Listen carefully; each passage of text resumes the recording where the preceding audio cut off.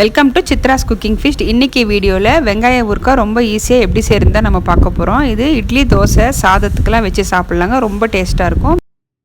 Beginners கூட ரொம்ப ஈஸியாக ட்ரை பண்ணலாம்.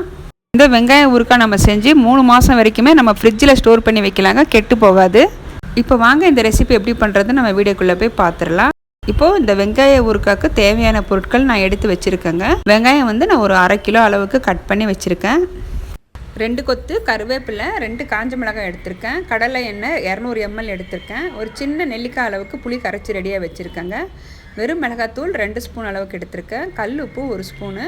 இப்போ இங்கே பார்த்தீங்கன்னா 2 ஸ்பூன் வெந்தயம், 2 ஸ்பூன் கடுகு நான் வறுத்து ரெடியாக வச்சுருக்கேங்க. பொடி பண்ணி நம்ம ஊறுகாயில் கடைசியாக சேர்த்துக்கலாம். இது மொத்தமாக நம்ம சேர்க்க போகிறதில்ல, 1 ஸ்பூன் அளவுக்கு மட்டும்தான் நம்ம சேர்க்க போகிறோம்.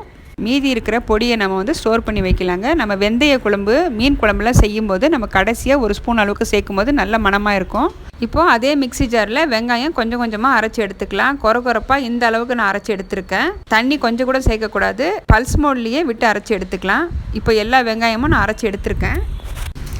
இப்போது ஊறுகாய் எப்படி செய்கிறதுன்னு பார்க்கலாம். இப்போ ஒரு அடிக்கனமான பாத்திரம் எடுத்திருக்கேன். இதில் நம்ம எடுத்து வச்சுருந்த கடலை எண்ணெய் சேர்த்துக்கலாங்க. கடலை எண்ணெய்க்கு பதிலாக நீங்கள் நல்லெண்ணெய் கூட சேர்த்துக்கலாம்.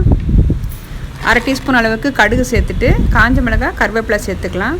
இது ரெண்டும் நல்லா பொரிஞ்சதும் நம்ம எடுத்து வச்சுருந்த மிளகாத்தூள் 2 ஸ்பூன் அளவுக்கு சேர்த்துக்கலாம். மிளகாத்தூள் எண்ணெயில் சேர்க்கணும். அப்போ தான் நமக்கு அந்த ஊறுகாய் பார்த்திங்கன்னா நல்ல கலர் வரும். ஸ்டவ் சிம்லேயே இருக்கட்டும், இல்லைனா நமக்கு மிளகாத்தூள் பார்த்திங்கன்னா கரிஞ்ச மாதிரி ஆகிடும். இப்போ சின்ன நெல்லிக்காய் அளவுக்கு புளி கரைச்சி வச்சது சேர்த்துக்கிறேன். அடுத்ததாக பார்த்திங்கன்னா நம்ம உப்பு சேர்த்துக்கலாம். உப்பு சேர்த்துட்டு நம்ம விட்டுருந்த புளி தண்ணி ஒரு 5 நிமிஷத்துக்கு நல்லா கொதிக்கட்டும். கொதித்ததும் நம்ம வெங்காயம் சேர்த்துக்கலாம். வெங்காயம் நம்ம நைஸாக அரைக்கக்கூடாது, கொரப்பாக இந்த பக்குவத்தில் அரைக்கணுங்க. இப்போ நல்லா மிக்ஸ் பண்ணிக்கலாம்.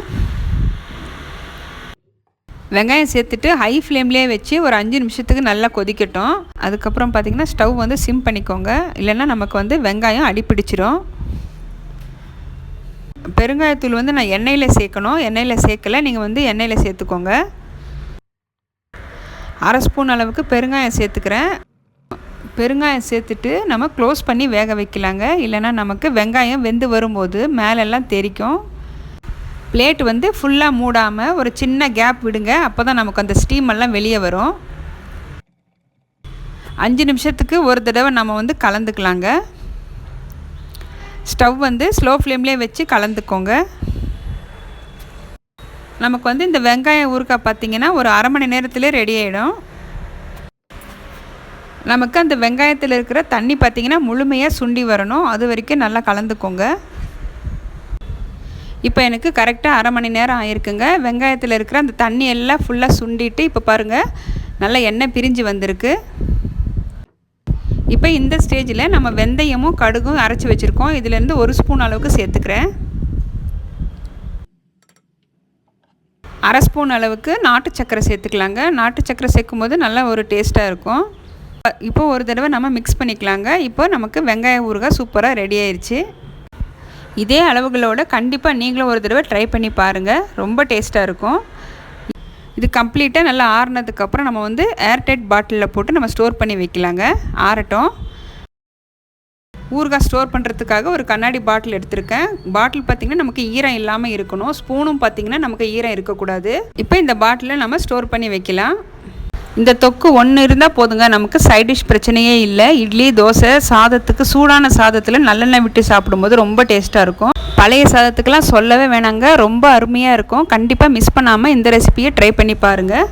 நம்ம வெளியே வச்சு சாப்பிட்றதா இருந்தால் ஒரு 15 நாள் வரைக்கும் யூஸ் பண்ணிக்கலாங்க. நம்ம ஃப்ரிட்ஜில் வச்சா 3 மாதம் வரைக்குமே நமக்கு கெட்டு போகாதுங்க.